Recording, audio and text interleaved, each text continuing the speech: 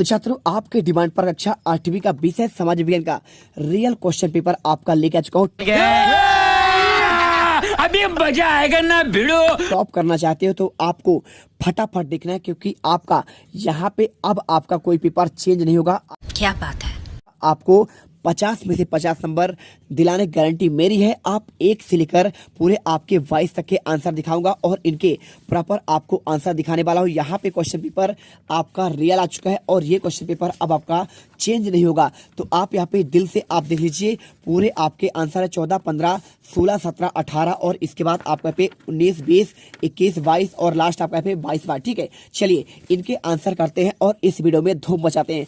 सबसे पहले यहाँ पे आता है आपका बहुविकल्पी क्वेश्चन 1 से लेकर 10 तक। तो देखिए, प्रश्न को पढ़कर आपको नीचे दिए गए विकल्पों में आपको सही विकल्प चुनकर लिखना है। पहला क्वेश्चन, वायुमंडल में नाइट्रोजन और ऑक्सीजन गैस आपके कितने प्रतिशत है? आप आंसर करिए 78 और आपका 21% आपका आंसर होगा। और क्वेश्चन दूसरा, उष्णकटिबंधीय सदाबहार वनों में पाया जाता है। आंसर आप यहाँ पे एनाकोंडा, ध्रुवी भालू, जिराफ या फिर तेंदुआ। बहुत सारे आंसर आप एनाकोंडा लगाए, लेकिन रियल आंसर यहाँ पे आपका जिराफ है। तो आप यहाँ पे डाउट मत करिए। यहाँ पे आपको जो आंसर दिया जाता है आपका ओरिजिनल आंसर दिया जाता है, जो आपके बोर्ड द्वारा यहाँ पे मॉडल पेपर में आपको रियल आंसर जारी किया गया है। और इसके बाद क्वेश्चन तीसरा, भूमध्य रेखा के 10 डिग्री उत्तरी अक्षांश से 30 डिग्री उत्तरी अक्षांश के बीच पाया जाने वाला जलवायु प्रदेश कौन सा है? 1 नंबर क्वेश्चन, भूमध्य रेखीय जलवायु या फिर टुंड्रा तुल्य जलवायु, भूमध्य सागरीय जलवायु। तो राइट आंसर आपके भूमध्य सागरीय आपको जलवायु करना है। और इसके बाद क्वेश्चन देखिए चौथा, दिल्ली सल्तनत काल के राजवंशों की शामिल नहीं था। आंसर पल्लव वंश करिए।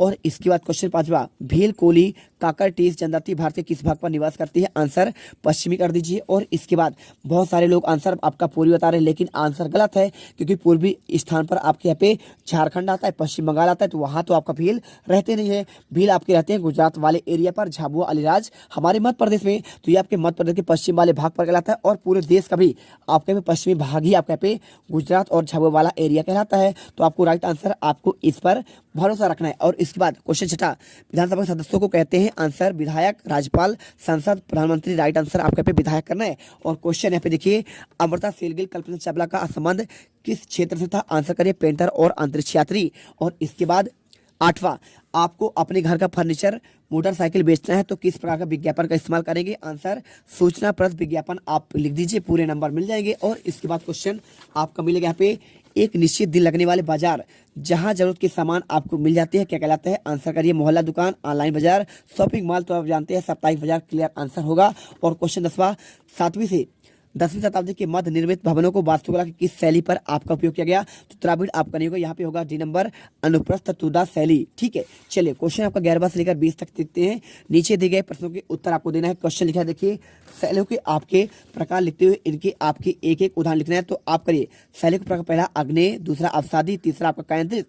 और अगर बात करूं इनका उदाहरण की, तो आप लिख दीजिए अग्नेय का होगा ग्रेनाइट चट्टान होंगे, अवसादी का आपका उदाहरण होगा आपका चूना, और तीसरा केंद्रित आपका उदाहरण आपका जो इसका होगा आपको यहाँ पे संगमरमर करना है।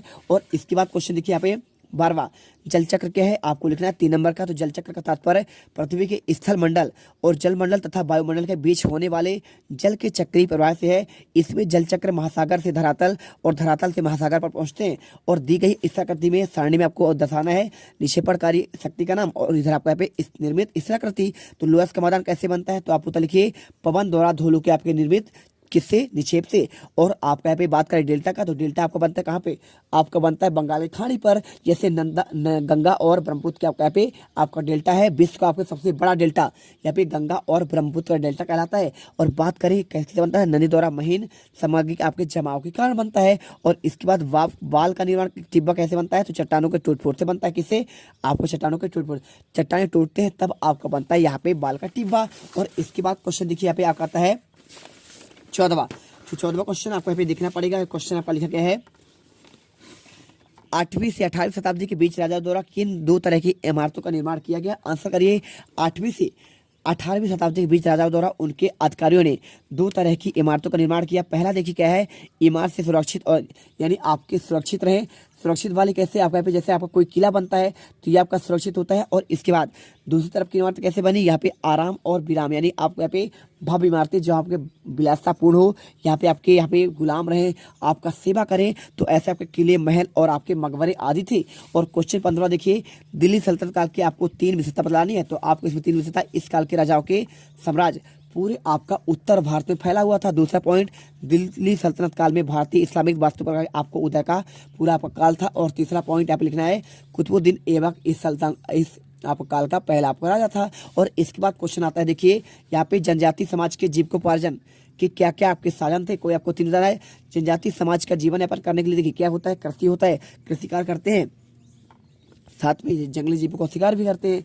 और इसके बाद फलों का व्यापार भी आपका प्रमुख साधन है, ये फल प्राप्त करते हैं। और इसके बाद जिससे वे आय प्राप्त करके जीवन यापन करते हैं।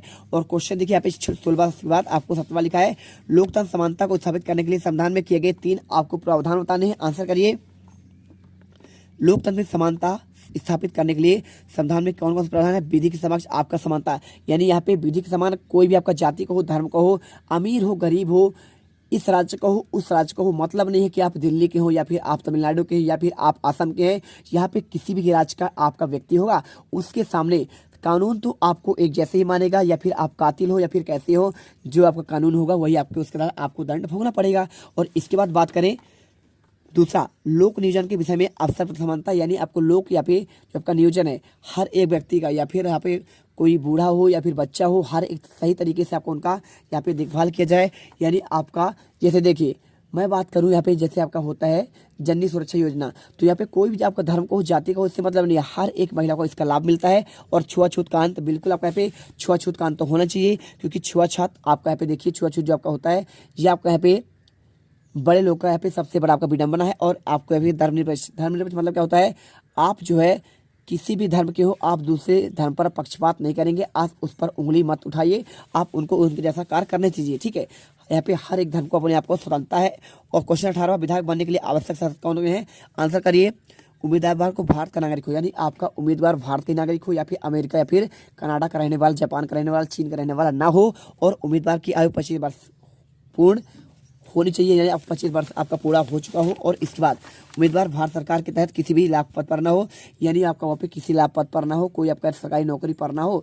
और इसके बाद क्वेश्चन देखिए, पागल या दिवालिया ना हो, यानी क्या ना हो, पागल ना आपका ना हो। क्वेश्चन देखिए 19वां, लोकतंत्र में जनसंचार माध्यम की भूमिका बतानी है। तो आप इसका लोकतंत्र में जनसंचार माध्यम की भूमिका बहुत आपका महत्वपूर्ण होता है। बदलते बिगड़ते हालात में समाज को सचेत करने और सरकार पर अंकुश लगाने के लिए वर्तमान में संचार में माध्यमों का स्थान आपका सर्वोपरि है। और इसके बाद क्वेश्चन आपका दिया है 20वां, साप्ताहिक बाजार और मोहल्ला दुकान में आपको कोई 3 अंतर बताना है। तो आप पहला अंतर लिखिए, यहाँ पे साप्ताहिक बाजार सप्ताह में एक दिन खुलता है, ठीक है।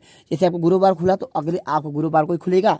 और जबकि मोहल्ला बाजार दुकान के सभी दिन खुलते हैं। और साप्ताहिक बाजार में वस्तु कीमत आपका निश्चित नहीं होता। देखिए जो आपका साप्ताहिक बाजार होता है यहाँ पर आपको कोई दिन सस्ता मिलता है, कोई दिन आपका महंगा मिलता है। लेकिन आपका जो मोहल्ला बाजार होता है आपके आसपास दुकान, वहाँ पे आपका क्लियर आपका हर एक सही रेट पर आपको हमेशा उसी रेट पर मिलेगा। और इसके बाद देखिए क्वेश्चन आपका मिलता है आपका 21वां, प्राकृतिक आपदा किसे कहते हैं, आपदा आने पर बचाव कैसे करेंगे। तो इसके आंसर की बात करें, आंसर लिखिए, पर्यावरण असंतुलन और पृथ्वी की हलचल जब भयानक रूप ले लेती है तो उसे प्राकृतिक आपदा कहा जाता है। जैसे बाढ़, तूफान, सुनामी, ज्वालामुखी, भूस्खलन आदि घटनाओं को प्राकृतिक आपदा कहते हैं। भूस्खलन जानते हैं ना, यानी मिट्टी कटाव। और आपका जो लिखा है यहाँ पे बाढ़, तो बाढ़ आपका पानी वर्षा होने पर होता है, अधिक वर्षा होती है। और ज्वालामुखी कब फटता है, आपका यहाँ पे ये आपका एक बॉल्ब होता है, वहीं पर आपका सेफ्टी आपका बॉल्ब खुलता है, तब आपका ज्वालामुखी होता है। भूस्खलन यानी मिट्टी कटाव हो जाएगा। और इसके बाद भूकंप तो आप जानते हैं, पूरा पृथ्वी आपका हिल जाता है। तो देखिए आपदा आने पर यहाँ पे लिखा क्या बचाव करेंगे। तो लिखिए आपदा आने पर भूकंप के समय आपको सबसे सुनिश्चित ढंग से बचाव करना होगा। यही आपका स्थिति से आए तो सब आप खुले मैदान पर जाइए। खुले मैदान पर जाएंगे तो आप यहाँ पे बच जाएंगे, आपको यहाँ पे जान माल की या फिर आपको नुकसान नहीं होगा, क्योंकि खुले मैदान पर यहाँ पे भूकंप का कोई प्रभाव नहीं होता है ना। भूमि आपका धंसती तो है नहीं। और इसके बाद देखिए यदि आपको स्थिति का सामना ना करना पड़े तो आप किसी दीवार के नीचे छुप जाएं, जिससे आप बचाव कर सकें।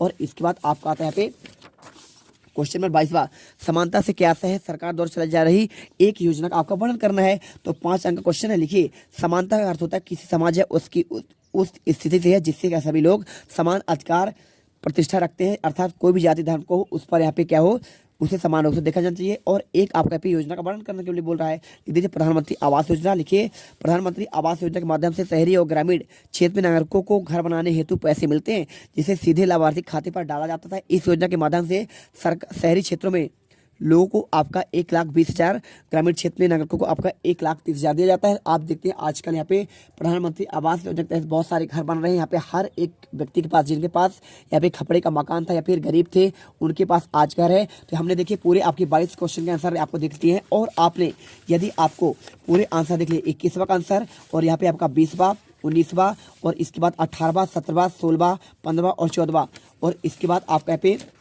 13वां, 12वां, 11वां। ठीक है, सभी आंसर देख लिए। तो आई होप आपको वीडियो दिल से पसंद आया है। लाइक करिए और आपको यहाँ पे टॉपर बन जाइए। तुम लोग गलती से अगर नए हो तो सब्सक्राइब करो, वो जो लाल वाला बटन है उस पे अपने जीजा जी फेंक के मारो या फूफा जी, मुझे नहीं पता, बस क्लिक हो जाना चाहिए। अब मैं भी जा रहा हूं, मुझे मुठिया पेलने जाना है।